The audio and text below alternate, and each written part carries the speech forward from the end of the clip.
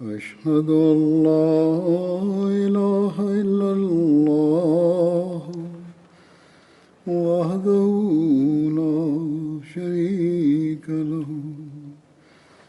وأشهد أن محمدا عبده ورسوله أما بعد فأعوذ بالله من الشيطان الرجيم بسم الله الرحمن الرحيم الحمد لله رب العالمين الرحمن الرحيم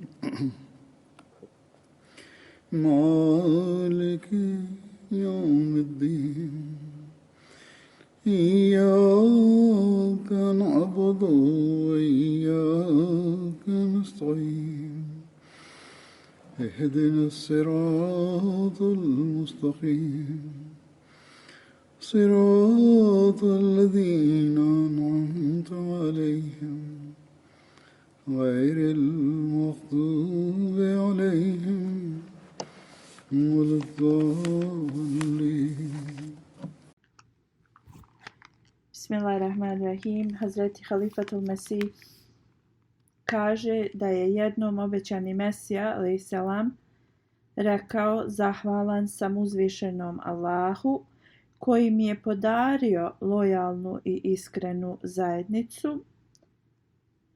Primijetio sam da kad god zatražim nešto od njih, oni odmah odgovore sa velikim žarom i pokušavaju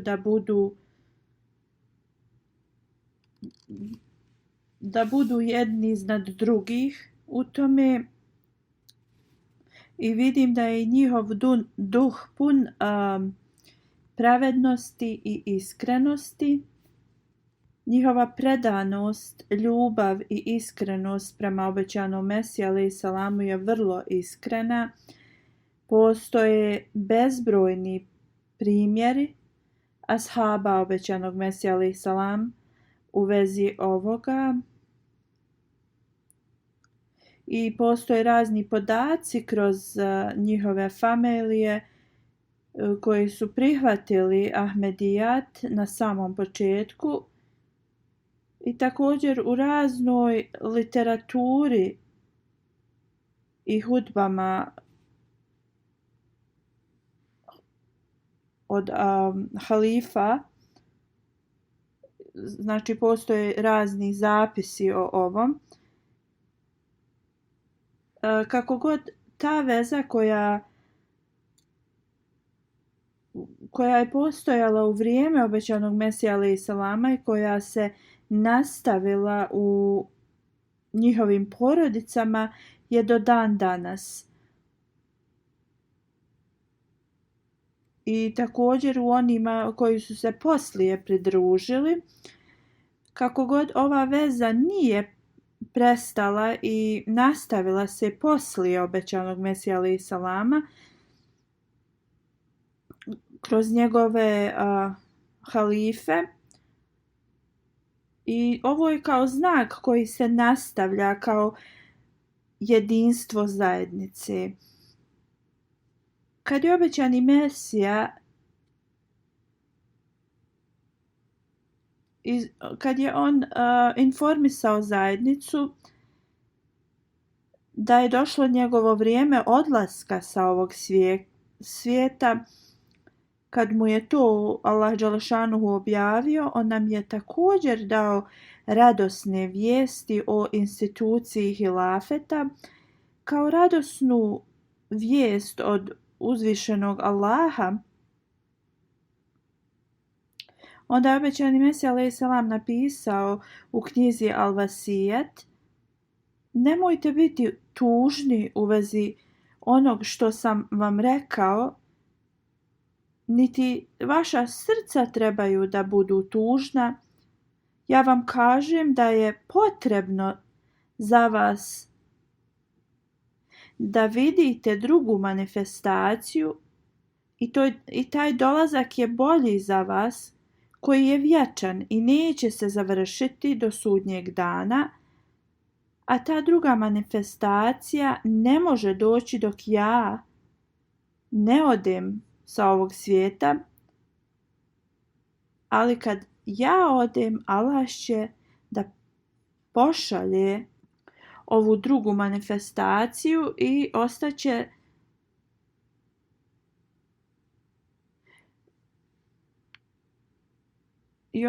kao što je Bog obećao u Brahini Ahmedija.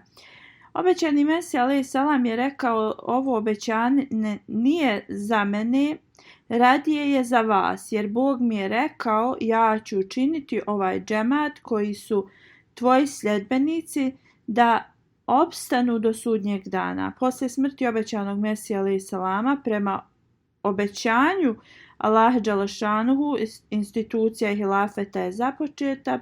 Kako god, uspostavljanje institucije ne predstavlja nikakvo značenje, ali iskrena veza između halife i džematlija, ljubav i iskrenost i poštovanje, ovakva veza samo može biti uspostavljena jedino od Allaha dželešanuhu. Nijedno ljudsko biće ne može ovo stvoriti. I ova veza je nešto što garantuje jedinstvo i progres zajednice. Ovo je također primjer i dokaz istinitosti obećanog Mesija alejhi selama i Božji nastavak podržavanja obećanog Mesija alejhi selama i istinitost Ahmedija muslimanske zajednice. Ovo posjeduju rođeni Ahmedi, a također i oni ljudi koji su se tek pridružili, slično djeca, omladina, muškarci, žene. Također Ahmedi koji žive daleko i koji nikada nisu poznali halifu vremena i oni su svi dio ovoga. Što dalje, svi ovi ljudi su dio ove lojalnosti i oni kad god dobiju poruku ili neko naređenje, instrukciju od halife vremena, oni odmah rade na tome i pokazuju njihovu ljubav i iskrenost i to je vrlo zadivljavajuće i ovo je sve kao praktični primjer ispunjenja obećanja od uzvišenog Allaha. I kao što sam spomenuo, napredak zajednice je povezan sa ovim. I veza džematlija između halife i njih je nastavak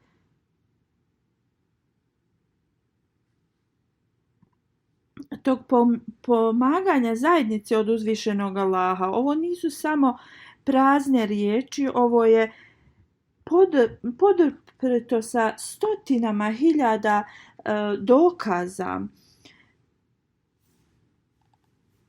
Džematlije su pokazali i napisali su ovo i da se sve ovo sabere, bezbrojne knjige bi se mogle napisati. Hazur kaže, ja ću spomenuti neke komentare koje članovi džamata su imali i koji se nastavljaju do danas. Znači, ovo je počelo poslije smrti obećanog Mesija alejhi selama i nastavilo se 112 godina poslije njega do dan danas. Opozicija džamata, oni su mislili da će se ova zajednica završiti nakon smrti obećanog Mesije alejhi selama. Kako god, veza ljubavi, lojalnosti, istrajnosti prema hilafetu i prema obećanom Mesiji alejhi selamu se nastavlja, a zašto i ne bi se nastavila kad je ovo se desilo prema predskazanju časnog poslanika Muhameda sallallahu alejhi ve sellem. U svakom slučaju Huzur kaže, ja ću sada predstaviti ove komentare i počet ću od vremena od Hazreti Halifetul Mesih prvog radijallahu anhu. Al-Badr, urednik ovog magazina, piše u vezi dana kad je Halifetul Mesih prvi bio bolestan. On piše, u tim danima mnoga pisma od džematlija su stizala i pisali su u vezi zdravlja od Hazreti Halifetul Mesih prvog radijallahu anhu i oni su se u njima molili i pitali za zdravlje. U vezi ovih pisama Hazreti Halifetul Mesih prvi radijallahu anhu je rekao, ja se molim za svakog od njih koji je napisao i koji je upitao, koji su napisali i upitali u vezi mog zdravlja. Ovaj urednik je napisao da na način na koji ovi ljudi su pisali u vezi Halifetul Mesih prvog je izvanredan i on kaže, ja ću predstaviti tekst od ovih nekih. Hakim Muhammed Ahmed Kureši saheb piše, jednog dana sam molio uzvišenog Allaha, o moj gospodaru,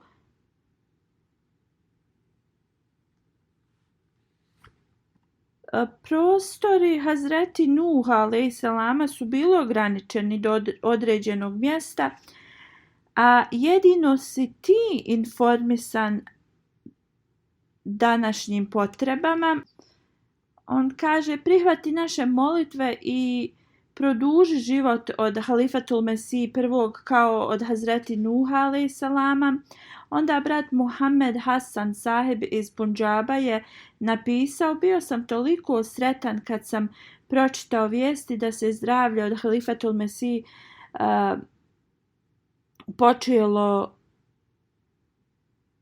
popravilo. Ja taj osjećaj ne mogu opisati, jedino veličanstveni Allah zna kako sam se ja osjećao.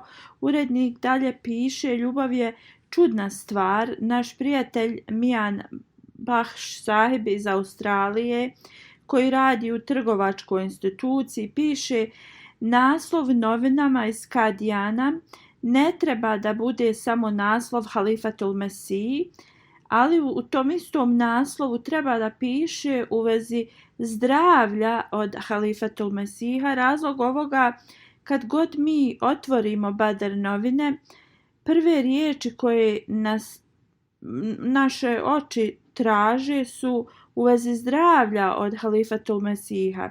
Naša želja je da odmah te riječi budu vidljive u naslovu. I ona će nam dati smiraj srcima prije nego što pročitamo cijeli tekst novina. Urednik piše da mi smo prema njegovim zahtjevima to i uradili i pisali bi na taj način. Hazreti Abu Abdullah sahib, koji je bio ashab obećanog Mesija alejhi selama, piše, on je jednom sjedio sa Halifetul Mesih prvim i tražio je od njega da mu da neke upute. Hazreti Halifetul Mesih prvi radijallahu anhu je rekao da ja ne vjerujem da postoji išta na što ti nisi već izvršio. Jedna stvar je ostala, a to jeste da naučiš Kur'an na pamet. Kad je ovaj čovjek čuo riječi Halifetul Mesiha, on je odmah odlučio i počeo da uči Kur'an na pamet. On je imao 67 godina kad se ovo desilo i postao je hafiz i ovo je primjer iskrenosti i poslušnosti prema riječima od Halifetul Mesiha.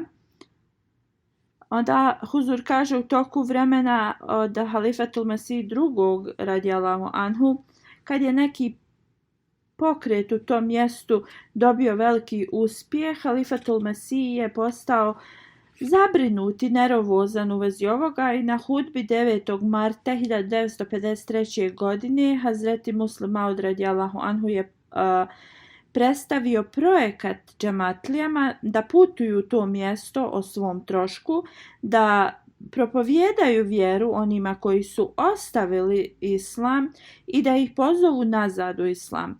Džemat se odazvao u velikom broju.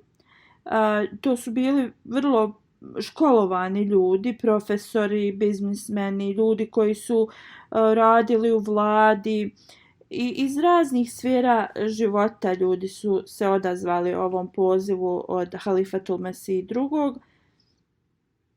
I kao rezultat njihovih napora hiljadama ljudi se je izreklo svoju kelimu i znači oni su se vratili natrag u islam. Jednom dok je sjedio sa Halifatul Mesihom jedan stari gospodin, Kari Naimudin Saheb Bengali, on je rekao huzuru, rekao je iako moji sinovi nisu spomenuli u vezi ovog projekta koji je Hazur započeo, ja sam osjetio juče kad je Halifatul Mesih govorio u vezi davanja svog života za službu vjere i odlazak u to mjesto, da oni ponovo pozivaju ljude u islam i način na koji će morati živjeti kad odu u to mjesto. Možda i moji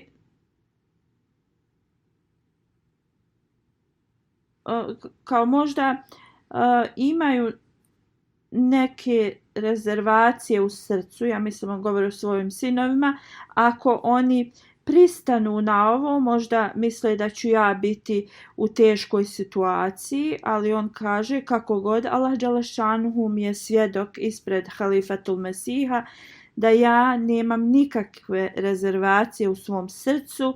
Oba dvojica da oba dvojica sinova da daju svoj život na ovom putu, znači da budu i ubijeni. Ja neću ni suzu pustiti, radije bit ću zahvalan uzvišenom Allahu. I nije samo u vezi ove dvojice sinova i da moj treći sin pogine radeći na Allahovom putu i da imam još 10 sinova,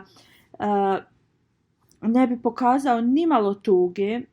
Tada je huzur i svi članovi koji su bili prisutni njemu rekli džezakumullah, to jest da ga Allah nagradi.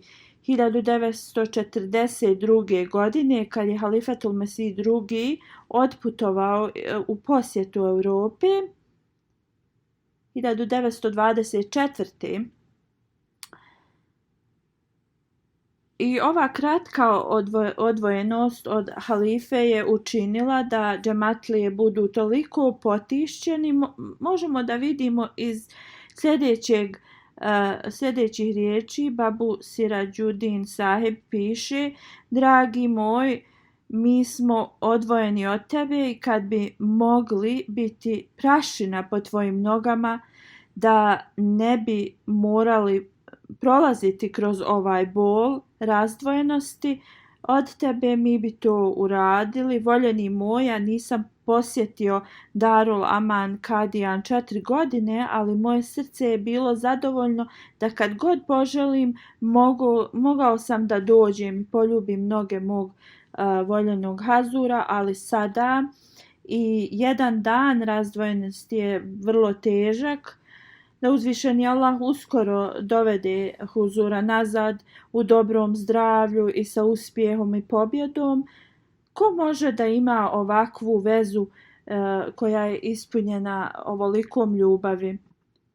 Halifatul Mesih II. Također kaže da jedan čovjek je čuo u vezi ovog pokreta i on je odmah otputovao u Afganistan i to je uradio bez pasoša. On je mislio da je naređenje halife i on je to odmah ispunio. A instrukcije su bile da se ide raditi tablik čim i on je, kad je ovo čuo, on je otišao u Afganistan bez pasoša. Vlada ga je uhapsila i pritvorila, on je boravio u zatvoru, ali i tu je radio tablik zatvorenicima i stražarima. Onda je bio također od stražari su se požalili i ta ulema je mu presudila smrtnu kaznu, ali kako god rečeno je da je on državljanin Britanskog carstva i da ga ne mogu pogubiti, tako da je on bio vraćen u Indiju. Hazreti Halifatul Mesih II piše da ova osoba se vratila nekoliko mjeseci poslije toga i on je napravio grešku i mogao je da ode u razne druge zemlje da radi tablik, a da ne bude pritvoren kao ovako, ali taj mladić je odmah rekao ja sam spreman da idem gdje god Hazur naredi. Njegova majka je bila živa i on nije htio ni da ode kod svoje majke, on je bio spreman da ide da radi tablik negdje drugo, ali Halifatul Mesih mu je naredio da ode i da posjeti svoju majku. Hazreti Halifatul Mesih II je rekao da drugi mladići pokažu odlučnost kao što je ovaj mladić.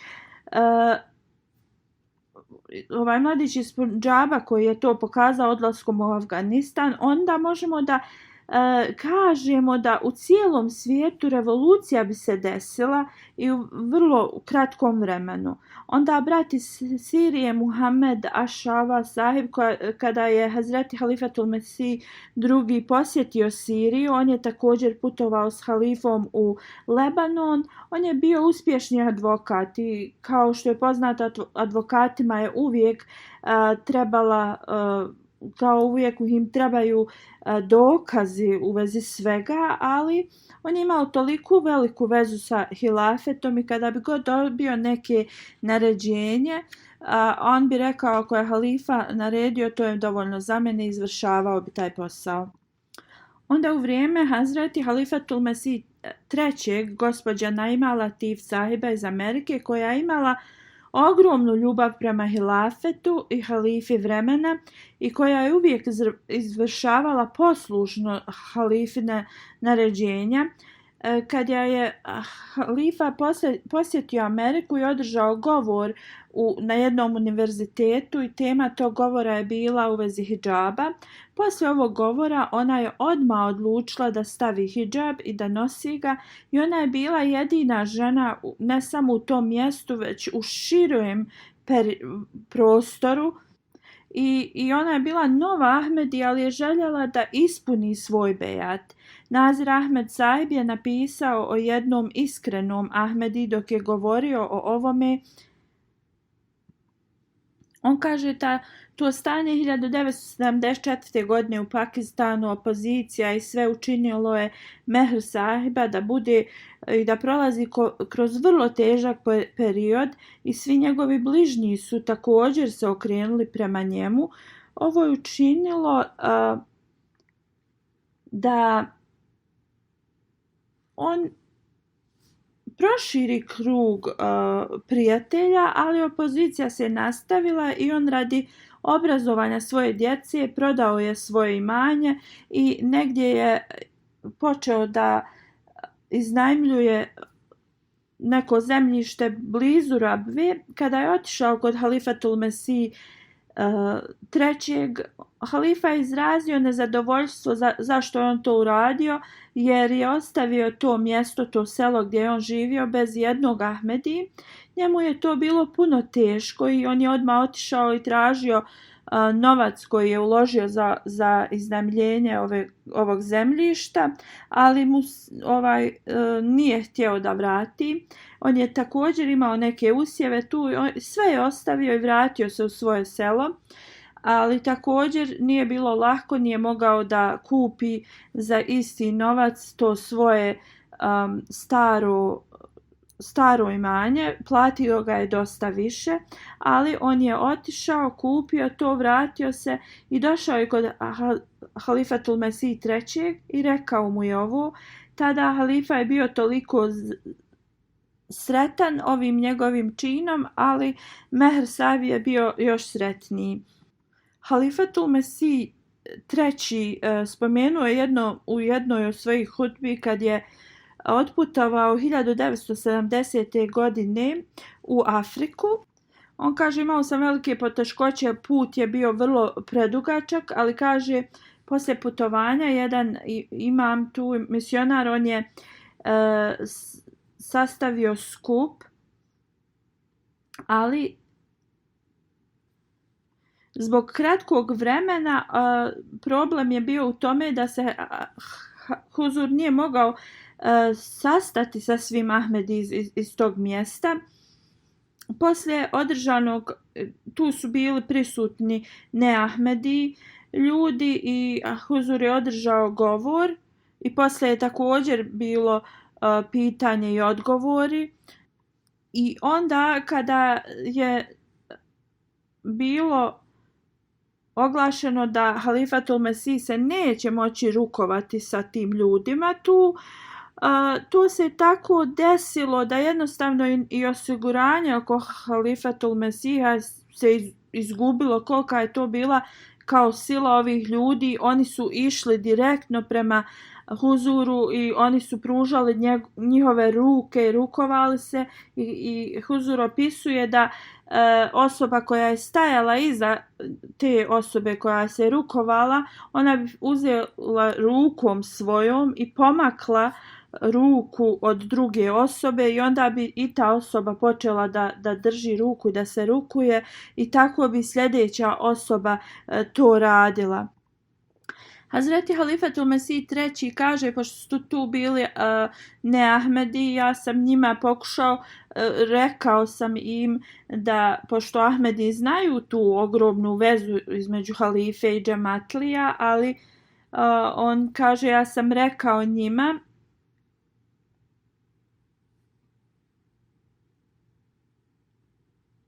da ovo ponašanje ljudi prema meni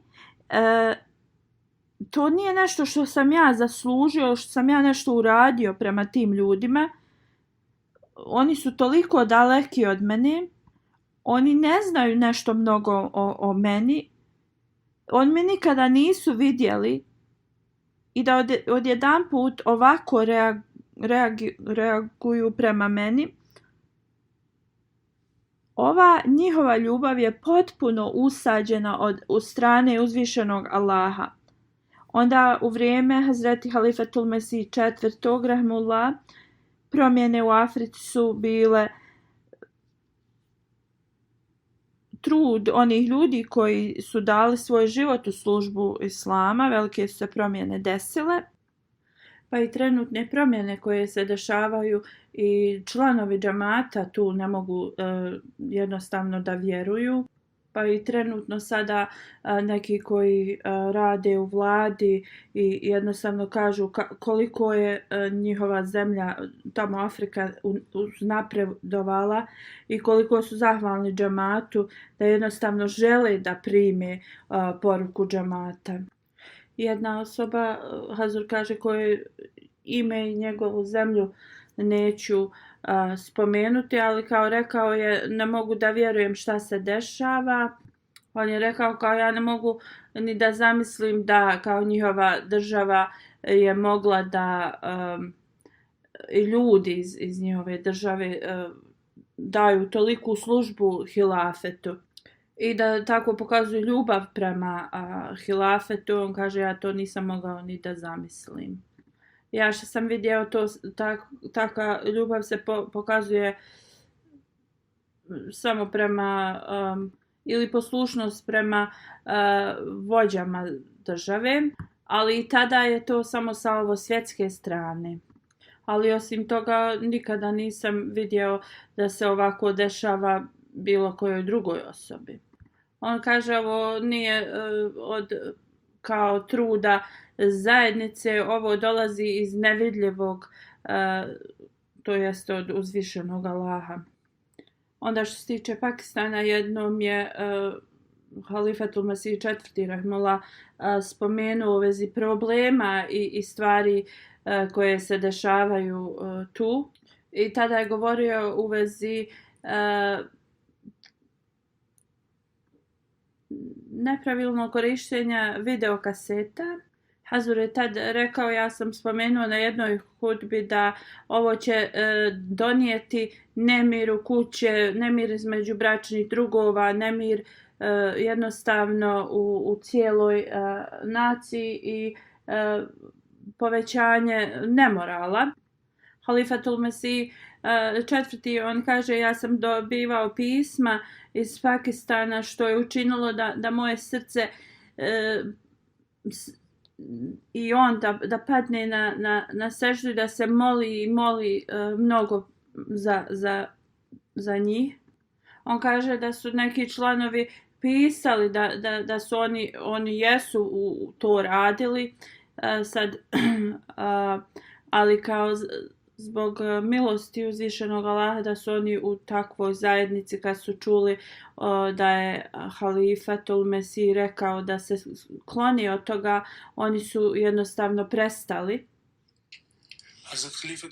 Hazreti Halifatul Mesih kaže da kada zajednica tako odgovori pozivu halife, znači da su iskreni članovi. Onda Huzur kaže, i u moje vrijeme u 2004. godine sam otputovao u Nigeriju i tu sam bio samo 2 dana jer nisam imao program da posjetim tu zemlju, to je bilo kao nešto usput. Kako god Huzur kaže, ja kad sam došao tu jer im je led bio, shvatio sam da postoji velika potreba da posjetim tu zemlju i bilo bi vrlo loše da nisam. Huzur kaže, malo prije mog dolaska, nekoliko dana prije, Džalsa Nigeriji se održala i Huzur kaže, ja nisam uopće se nadao da će ljudi nakon nekoliko dana da se vrate i da imaju mogućnosti da dođu ponovo u to mjesto.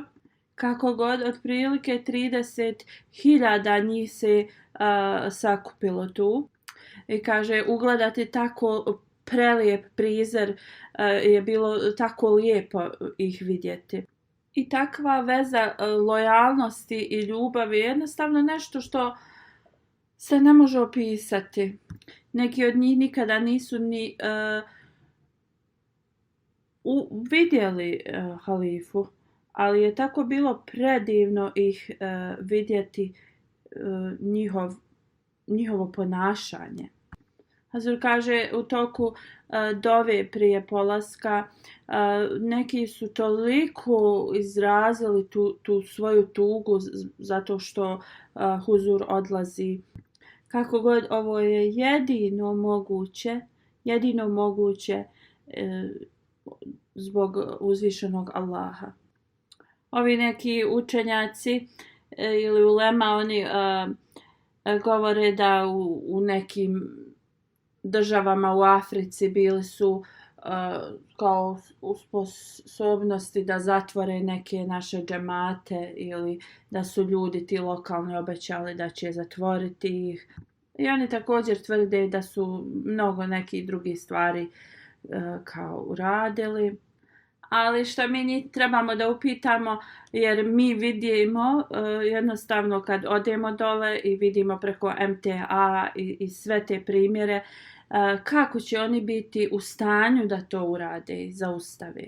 Oni mogu da nastave da tvrde što god žele, ali to samo nastavlja nama da povećava našu vjeru i u pozornost.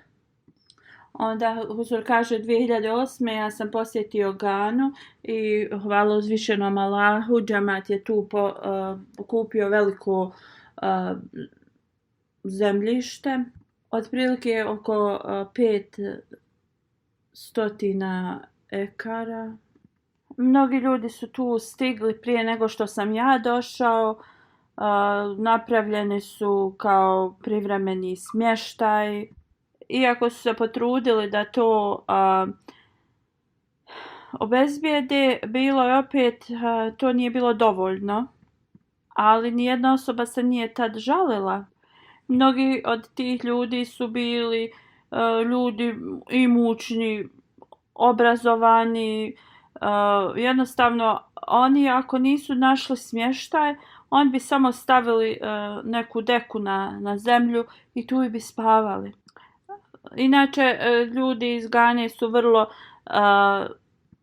strpljivi, ali u toku dželse oni znači pokazuju još veće strpljenje. Neki su i također i pitali kao namučili ste se i tako kao u vezi toga.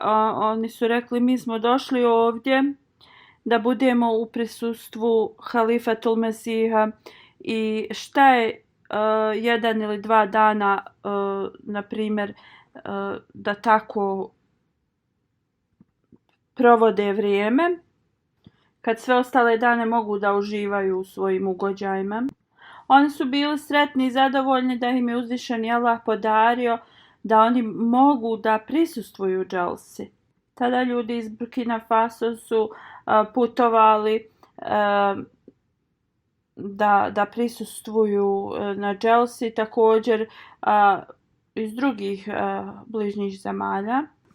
Huzur kaže, saznao sam da delegacija koja je došla iz Burkina Faso bila je velika i da oni nisu dobili hranu tad. Bilo ih je otprilike oko 3000 i ovo je bila najveća delegacija koja je došla tad u Ganu. I 300 hudama je na biciklu stiglo i putovali su oko 1600 kilometara. U svakom slučaju kaže Hazur da je rekao jednom od misionara da trebaju da se izvinu njima zbog tog propusta i da se bolje pobrinu za njih. Kad je misionar se izvinuo njima, oni su rekli da razlog putovanja u Ganu je ispunjen. Oni su rekli mi jedemo hranu svaki dan, iako Huzur kaže da možda oni nemaju hranu svakog dana zbog toga gdje žive i kako žive, ali oni su rekli da je njima hrana dostupna svakog dana, ali im nije dostupno da budu uz halifu svaki dan. Džemat u Burkina Faso je vrlo mlad džemat i Hazur kaže ja kad sam bio tad u Gani možda su oni bili oko 10 do 15 godina star džemat, a sad možda oko 30 godina da je džemat u Burkina Faso uspostavljen. Kako god oni su nastavili da povećavaju svoju lojalnost i iskrenost. Njihovo stanje možemo da ocijenimo kroz to da oni su boravili u istoj odjeći 4 do 7 dana i kad su se vratili su se u istoj odjeći, tako možemo da vidimo kako je njihovo stanje što se tiče imovine. Oni su svoj novac skupljali da mogu da putuju i da stignu na tu džalsu koja je bila 100 godina postojanja džamata i to je za njih bilo važno. Znači, ko drugi osim uzvišenog Allaha može da stavi ovoliku ljubav u srca ljudi, to samo jedino može Allah da uradi. Hazur kaže onda ti hudami koji su došli sa biciklima, oni su 7 dana putovali, neki od njih su bili stariji 50-60 godina, neki su bili, dvojica su bili djeca 12-13 godina. Kada su pitali predsjednika Hudamul Ahmedija, sigurno ste se kao namučili dok ste stigli. Njegov odgovor je bio da raniji muslimani islama su se žrtvovali toliko puno za islam i on je rekao mi želimo da naša omladina ima takav žar prema žrtvovanju. I oni su imali želju da urade nešto za tu 100 godina hilafeta i da dođu na biciklima. I da ti mogu da kažu da halifi vremena da su oni spremni da prihvate bilo kakav izazov i bilo kakvo žrtvovanje. I prije nego što su krenuli nazad, novinarka ih je pitala u vezi njihovih bicikal zato što njihova bicikla su bila kao stara, nisu uopšte kao sad ova modernija u Engleskoj. Oni su rekli da naša bicikla su stara i nisu baš dobra, ali naša vjera i naša želja da dođemo je dosta jača od bilo koje druge prepreke. I kada članak izašao u novinama bilo je naslov je bio kao putovanje od tog i tog mjesta samo radi uzvišenog Allaha i da bi obilježili kao 100 godina hilafeta. Ovi Ahmedi nisu rođeni Ahmedi. Ovi Ahmedi dolaze iz mjesta gdje nemaju ni putevi, znači da dođu kako treba. Neki žive u mjestima gdje nemaju ni vode, ni struje. I samo su prije nekoliko godina primili Ahmedijat, ali kad vidite njihov primjer, jednostavno to vas ostavlja na vas tako veliki dojam.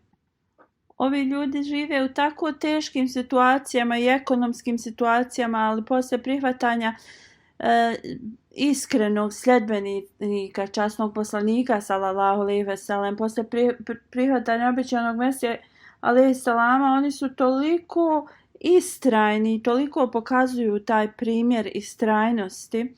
I zato uvijek trebamo da se molimo da uzvišeni Allah podari da se što više poboljšavaju u svojoj vjeri i iskrenosti, a također da se molimo i za nas sve. Član iz Burkina Faso, Ibrahim Saib, on kaže: ja sam prihvatio Ahmedija 2005. godine i nakon 3 godine, tad kad je on došao u Ganu, on je rekao: ja sam tek shvatio šta sam ja zaista našao. On kaže: ja ne mogu da izrazim svoju sreću jer sam danas upoznao halifu vremena.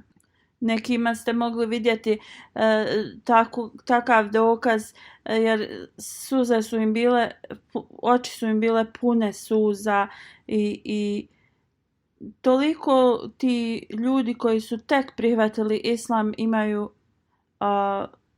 takvu predanost.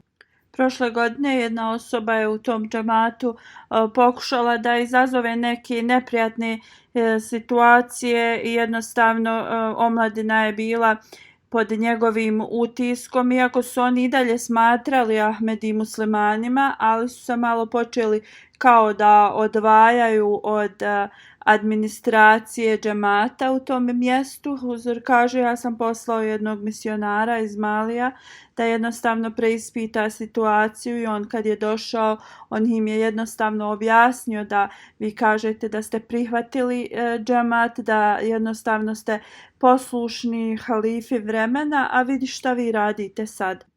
Onda su oni počeli da mi šalju pisma i jednostavno se izvinjavali i rekli su da zbog nedostatka jednostavno treninga i moralnog tog treninga da su jednostavno zbog toga to radili. Kako god, oni su pisali da oni imaju veliku vezu i ljubav prema hilafetu i ne bi mogli ni pomisliti da se odmaknu od hilafeta. I hvala uzvišenom Allahu, oni su opet postali dio džemata. I znači zbog nedostatka treninga oni su se kao odmakli malo, ali čim je im lijepo objašnjeno i sve, oni su jednostavno odmah pokazali svoju grešku i svoje izvinjenje. I odmah su rekli da je njihova lojalnost uz hilafet. Ali što više oni su rekli kad su se malo odmakli od džemata u svom mjestu, jednostavno to nikada nije narušilo njihovu vezu i lojalnost prema hilafetu. Distanca je bila samo od nekih tih iz odbora u džematu ljudi. Slično ljudi koji su došli iz Gambije, Ivory Coasta i svih tih država okolo Gane, oni su na sličan način izražavali svoju lojalnost i svoju iskrenost i svoje emocije. Huzur kaže, ja sam ovo već spomenuo, ali dok sam boravio u Gani, kad sam posjetio za 100 godina dželsu tu, moja kuća je bila podaleko, otprilike 1 kilometar udaljena od mjesta gdje se dželsa održavala. I Azur kaže da su žene, ljudi, svi su se tu skupljali i dizali bi djecu tako da samo da kažu njemu, da mu nazovu selam. Tada na dželsi je bilo 50.000 žena prisutno i one su izražavale takvu lojalnost i iskrenost prema hilafetu. Na njima se ta ljubav i ta veza prema hilafetu mogla vidjeti, a također Huzur kaže da su oni toliko pažljivi da dolaze na namaz redovno, na tahadžud, na dnevne namaze. Huzur kaže, kao što sam spomenuo, 2004. da smo u Nigeriji bili vrlo kratko vrijeme, možda je bilo to i 2008. pa poslije kaže Hazur, mislim da je ovo bilo 2004. kad sam iz Benina stigao tu i tu je bila izgrađena džamija i mnogi ljudi su željeli da se rukuju s Hazurom i da i njihova djeca vide Hazura. Također žene su željele da vide Hazura uživo i kaže ogromna linija se iskupila. Tako dok je Hazur išao, njegovo osiguranje ide oko njega i jedna gospođa je tu stajala i on je rekao da se ona pomakne. Hazur kaže da je ta žena postala toliko ljuta na njega i rekla je, ko si ti da razdvajaš mene i mog halifu. Tako možete vidjeti koliko su oni predani i Huzur kaže, ja sam onda zastao i rekao sam sjedite i da se svi smire i za nekoliko sekundi svi su sjeli. Ovo je njihova veza i njihova poslušnost prema hilafetu. Huzur kaže, ljudi često smatraju da oni koji žive u Americi da su te džematlije vrlo materialistični, da se na to više kao fokusiraju nego na vjeru. Huzur kaže, također jednom je Halifatul Mesih III spomenuo da je neko prijetnje neke uputio i da dvojica ljudi koji su bili profesionalni radnici u osiguranju, oni su odmah došli i cijelu noć su boravili ispred njegove kuće gdje je on boravio u Americi.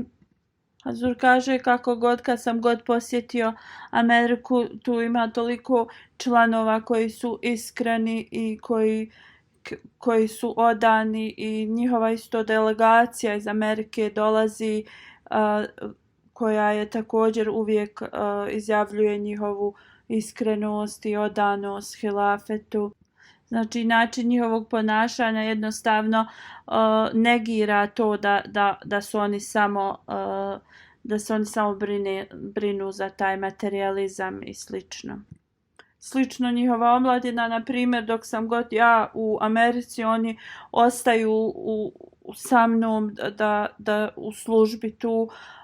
Također neki su mi rekli da su tek počeli svoj posao i kada su tražili slobodno vrijeme da dođu na dželsu i da mene upoznaju, njihov posao to nije odobrio i oni su napustali posao. Slično omladina iz Kanade, sve džematlije širom svijeta, da li to bilo u Europi, Americi, u Kanadi, možemo da nađemo ove istinske i iskrene osobe koje se žrtvuju za džemat. Kako god ta iskrenost i ljubav, to ne može se postići ljudskom moći. Huzur kaže nekoliko godina prije ja sam održao govor u Njemačkoj u vezi toga na temu kao poslušnost, iskrenost prema hilafetu. Kaže ja sam to održao u Njemačkoj, ali to nije bilo samo za članove Njemačke i naveo sam neke primjere iz Njemačke, ali to je bilo za cijeli džemat. I tako sam, kaže, počeo da dobijam pisma širom svijeta, da ljudi jednostavno mi pišu i govore kao mi smo potpuno iskreni i spremni na bilo koje žrtvovanje. Također ljudi iz Njemačke džematlije su to tako pisali, onda su neki rekli mi kao članovi odbora, raznih odbora u džematu, mi bi nekada tvoja naređenja i instrukcije nekako tumačili malo i na svoj način, ali to se neće više kao desiti, inšallah. Da uzvišeni Allah pomogne i njima i cijelom svijetu da se ovako ponašaju. Kasim Sahib iz Jordana piše. On kaže najveći dokaz istinitosti džemata i svega jeste prije nego što je ili kad je tek primio Ahmedijat, nekad bi mu prošle te misli da li je to istinski džema, da li se sve izvršava, ispunjava prema obećanom Mesiji alejhi selamu, i onda je sanjao san da Halifatul Mesih donosi kao odluku između ispravnog i neispravnog, ljudi koji se svađaju i tako dalje.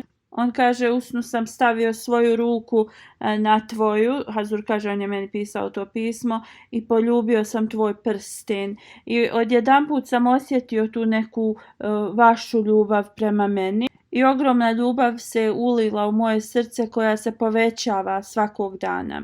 On kaže, ja želim da dam ponovo svoju zakletvu lojalnosti i želim da dam zakletvu da se ja odmičem od svake osobe koja nije vama lojalna.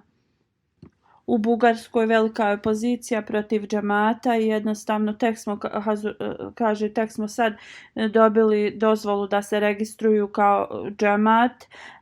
Muftija, taj glavni, tu je pokušao sve moguće, pa i Ahmedi muslimanima je dolazio i kao nudio i pare i tako te neke druge stvari da bi napustili džemat.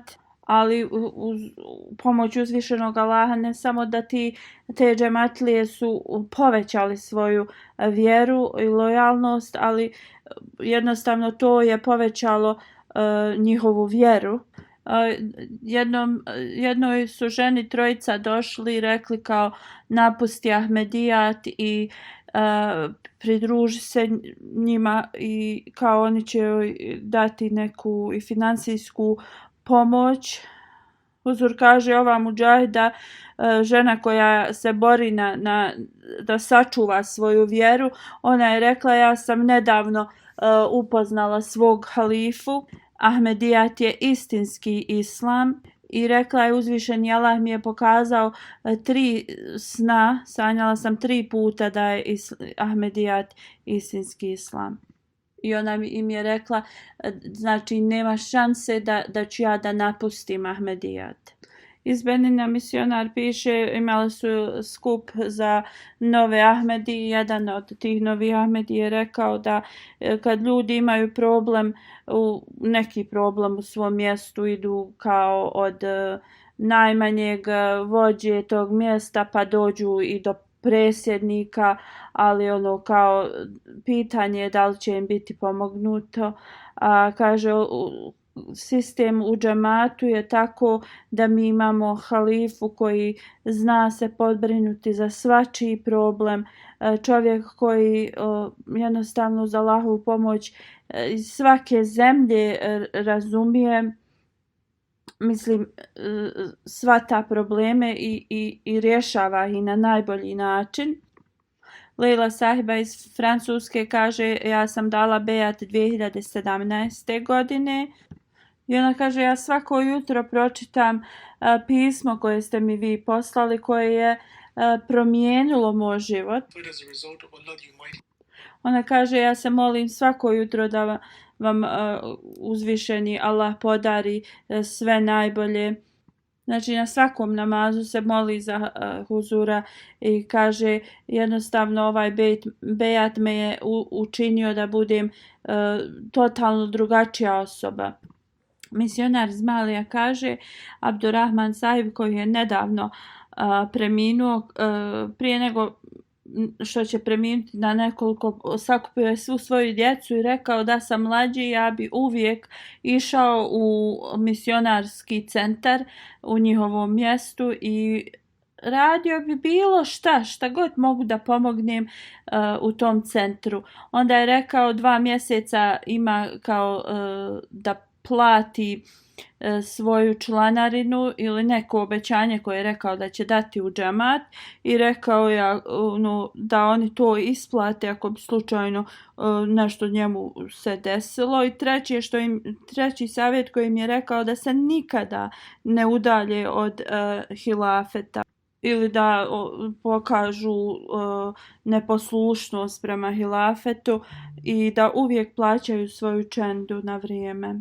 Emir iz Gambije kaže da jedna gospođa, ona je dala bejat i kada je rečeno da se treba davati čenda, ta članarina, ona je dala neku svotu novca koja je bila malo i previše za njen standard i rekla je, ja s tim želim samo da postignem Allahovu ljubav i ljubav njegovog halife. Izad Sahib iz Tadžikistana kaže da njegova majka se razbolila, imala je dosta problema zdravstvenih i kao niko se nije nadao da će da poživi. I on kaže, zbog moje veze sa Halifatul Mesihom ja sam bio siguran da ako zatražim da se Halifatul Mesih moli za nju da će ona ozdraviti. On kaže, napisao sam pismo i došlo je pismo, odgovor Hazura i također neki lijekovi homeopatski i moja majka je njoj 79 godina i ona je u dobrog zdravlja i planira također da ode na hadž. Uzvišeni Allah uradi ovakve stvari da jednostavno učvrsti vjeru ljudima i tu vjeru da je zaista obećani Mesija alejhi salam istinit i da je on taj Mesija koji je predskazan od poslanika sallallahu alejhi ve sellem. Tahir Sahib kaže kada je otputovao u Tursku, sastao se sa nekom Ahmedi porodicom i on govori u vezi kako i djeca imaju tu veliku vezu i ljubav prema halifi. Jedno malo dijete je došlo, zagrlio ga je i pitao je kao ako ja napišem pismo da li ćeš ga odnijeti Hazuru za mene. On je rekao naravno da hoću i on je nešto kao samo našarao. I kaže ja sam ga upitao šta si ti napisao to za Hazura, kaže ja sam napisao Hazur volim te i Tahir Sahib kaže da kada su dobili odgovor na to pismo, kao otac tog djeteta je javio da je dijete bilo vrlo sretno i cijela porodica. Slično misionar iz Makedonije piše također u vezi djece. On kaže da dok je išao u Bosnu, upoznao je nekog čovjeka koji je porijeklom iz Pakistana i on mu je rekao kao jednom u Dubaju na aerodromu sam upoznao jednu porodicu i jedno malo dijete je svima govorilo da klanjaju namaz i da govore istinu. On kaže, ja sam saznao da je ta porodica, da su oni Ahmedi i muslimani i kaže, upitao sam to dijete kao šta je tvoja najveća želja i ona mi je odgovorila da ja upoznam svog voljenog halifu koji živi u Londonu. On kaže da je to ostavilo jedan veliki utisak na njega, da djevojčica tako mlada, znači da joj je to jedina želja ili najveća želja da upozna svog halifu.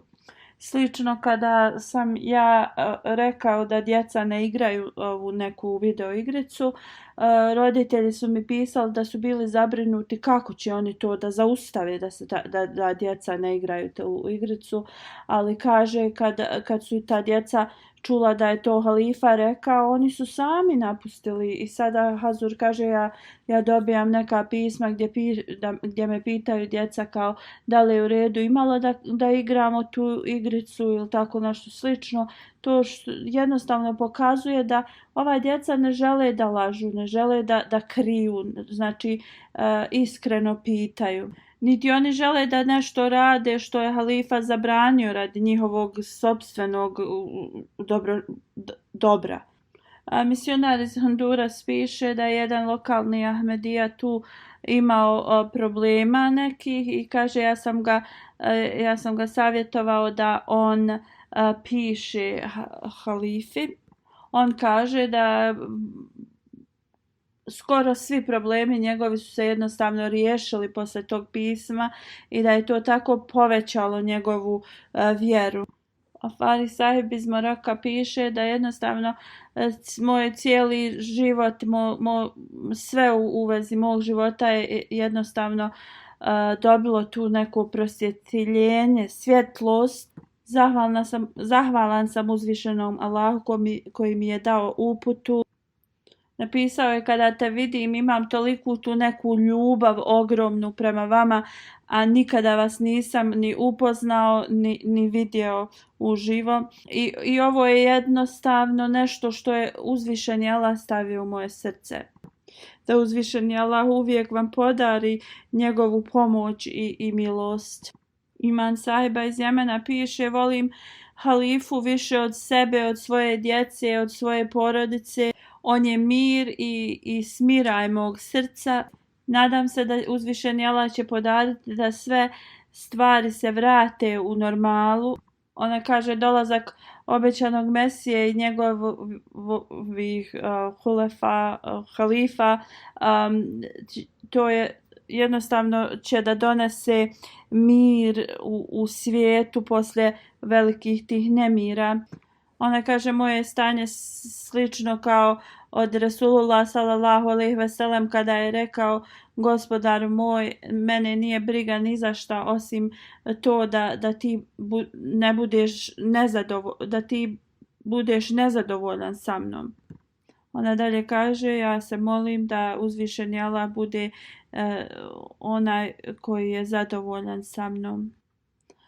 Gospodin iz Tunezije piše kao da jednostavno oni vole Hazura i jednostavno su zahvalni Allahu što su ušli na taj brod upute, brod na kojem su spoznali o obećanom Mesiji alejhi selam i jednostavno ugasili tu svoju žeđ i oni su čvrsti u svom obećanju i svom bejatu i kaže nikada ne možemo doživjeti reformu osim da smo povezani sa tobom. Nemamo nikakve želje ovo svjetske osim da budemo dio ovog džemata. On kaže molim za vaše dove da ja ostanem istrajan u svom bejatu i da se ovo stanje između muslimana poboljša. Halifatul Mesih kaže ja sam samo predstavio neki male detalje u vezi lojalti, ljubavi i kako uzvišeni Allah daje tu ljubav i da niko ne može oduzeti to nama.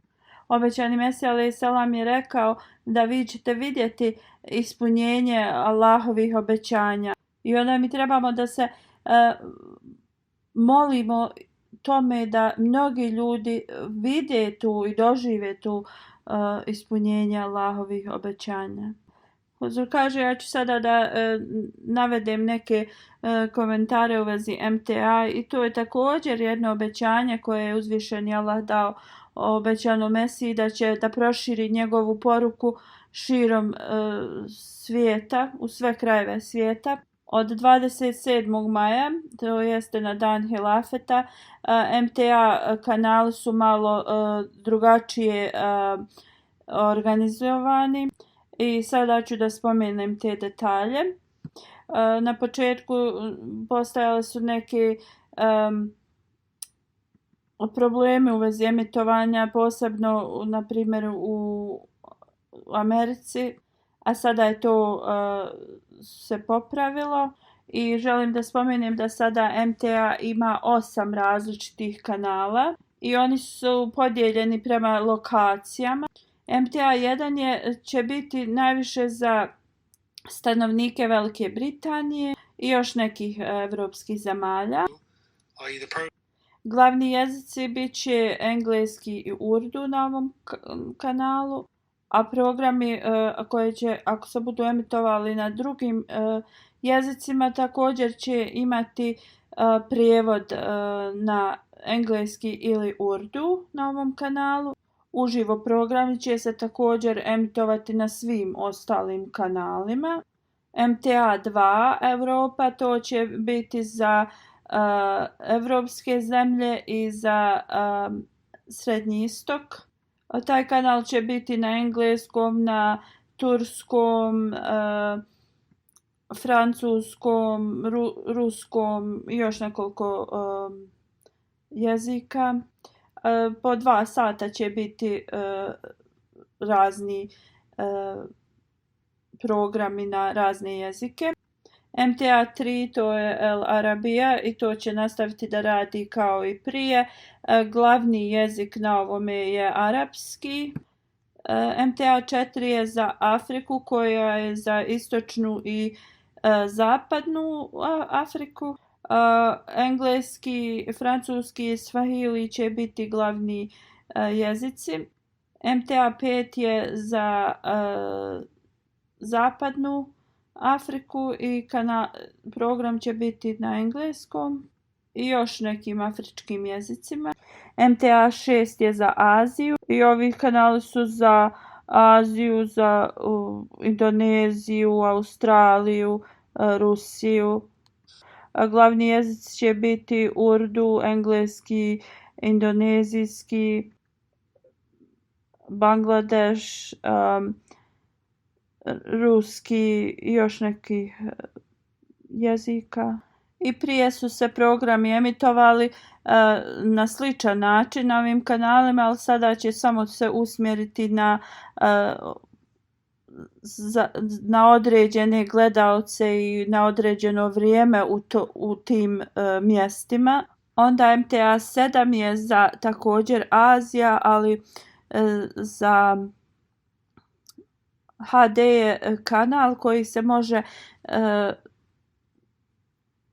emitovati na malim antenama i tu će biti jezik pretežno urdu, Bangladeš, Sri Lanka, Nepal i tako dalje. Jezik također hindi i tamil i malayalam jeziku. MTA 8 je za Ameriku, to jeste za Sjevernu Ameriku, Južnu Ameriku i Kanadu. Sličan format kao što je i prije bio. Neka razlika je u programima. Znači MTA Amerika će biti za Sjevernu, Južnu i Kanadu.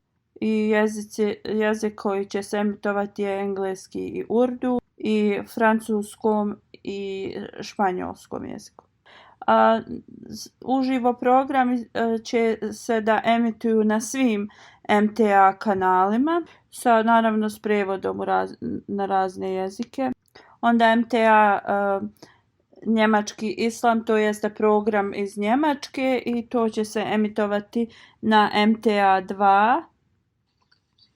I onda francuski program koji će se emitovati na MTA 1, MTA 2 i MTA 4 i MTA 5. U svakom slučaju ovo je samo bilo napravljeno prema potrebama ovih kanala i nema neke velike promjene, možda u nekim vremenskim promjenama, ali sve ostalo ostaje slično.